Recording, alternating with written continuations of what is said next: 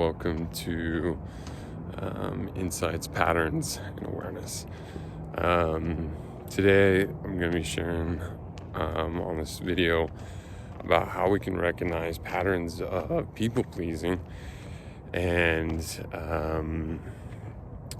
how we can take action to show up and honor ourselves, as well as speak our needs. For a long time, I've really felt like this disconnect from people, where it's just like I put it on this front and it's very surface level, and for a long time it's like I felt very empty and very alone. And it was because certain patterns that I had that really kept me from connecting with people. It made it very hard to do. And that's a beautiful sunset. And so there was just this big block that I had, and really needed to change. And so I couldn't put my finger on, was really unaware of what was going on. And so through certain through therapists, through making through a lot of inner work, I was able to see certain patterns in my life, this people-pleasing pattern that showed up in my life. And I wanted to share how I've been able to, how we can recognize that, because it really does keep us from connecting from people. Because I don't enjoy people pleasers. People pleasers, it's very manipulative, and it's like they're wanting to get something out of something else. I need your validation. I'm going to act this way to get your validation. And it's very manipulative and not enjoyable to be around. And so, but where does this come from?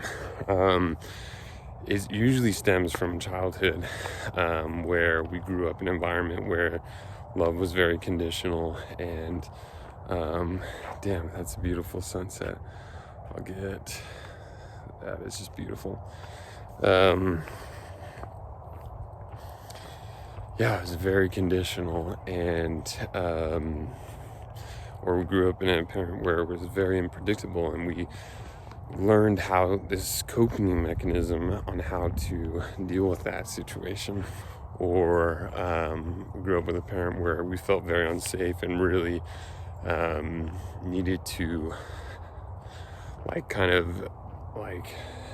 engage that third eye and really try to articulate and try to attune to a person's frame, because we kind of developed these beliefs that if this person is emotionally doing okay, there's something I need to do or change or fix, even though that wasn't our responsibility. We took it upon ourselves, and it's just kind of a coping mechanism.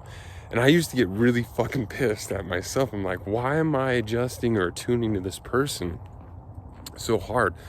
It just every time, and it was out of fear of not wanting to be rejected and not wanting to upset or disagree or have any kind of confrontational aspect with some person. But then you're not showing up as yourself, because that needs to show up to be authentic. And so I got really pissed at myself. I'm like, why the fuck am I doing this? And I had to create space for myself to be okay, this was the best coping mechanism that I learned to deal with life. So actually a part of me was learning and trying the best that I could to cope with the tools that I have. But it turns out those don't really serve us when we grow up and want to connect with people.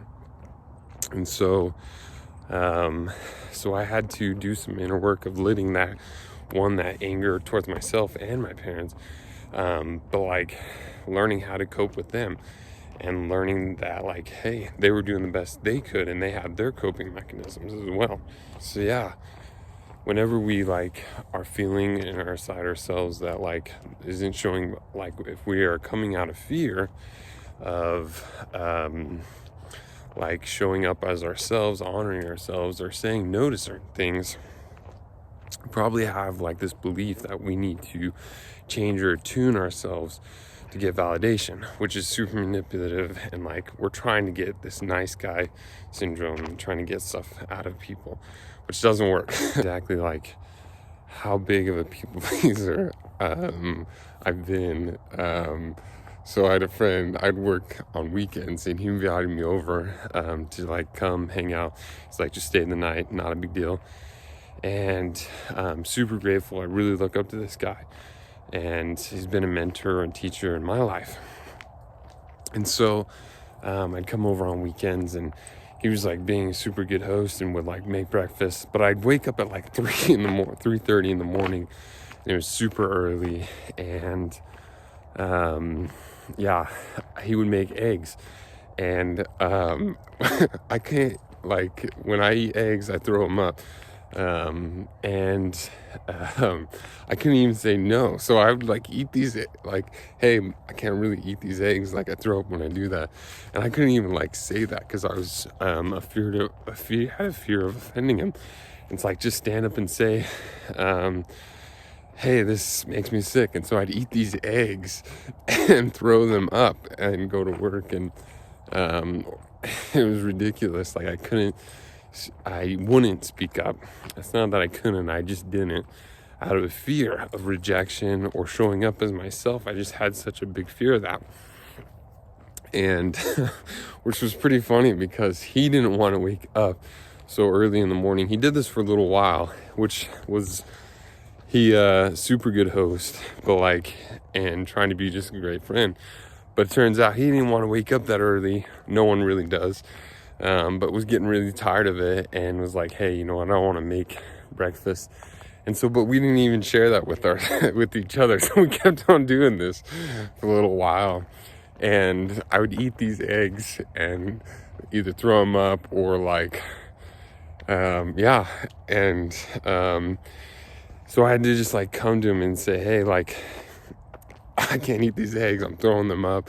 And it turns out he's like, yeah, I don't want to get up at 3:30 in the morning, make breakfast for both of us. And yeah, and it was just funny because we both, which actually kind of deepened the relationship. And it's like, hey, like, and we were able to, like, I start, like, when I'm communicating with him, I'm a lot more honest with him, he's more honest with me, and like we show up more authentic and present, which makes life a lot easier because it's like, hey, I don't want to do this, and it's like, yeah, neither do I. And instead of like kind of doing things out of expectation. And so that's kind of what that showed up. And I tell this story because that's part of the healing. Part of it is showing up and being authentic with, yeah, it is scary to like show up in fear of rejection, but that is the place where we show up and find connection.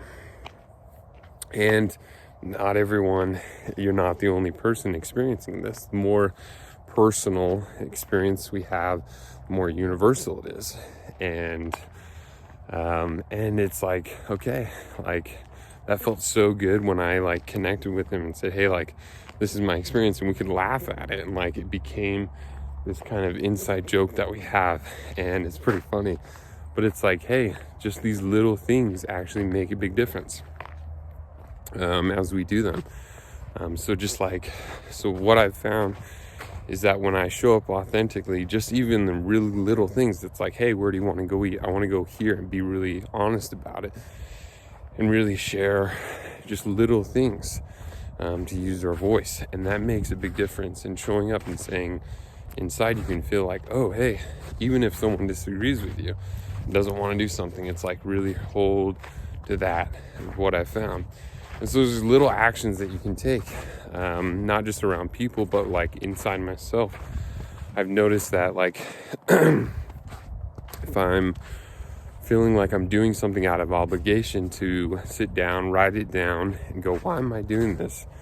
And if I'm not doing it out of like something I really want to do or that's authentic to myself, then I don't do it, and making that more of a priority. So that's ways I've found to show up more. There's tons of like inner work that people do, and I've found in like journaling, but these are just like a couple little things that I found that are really easy to start doing, to show up as yourself and to honor yourself. Because that's what it is about. It's like really showing up and honoring yourself, because we're afraid to do that. And so, yeah, thank you for joining IPA. insights, patterns, and awareness. And yeah, hope you continue to find some love and space for yourself.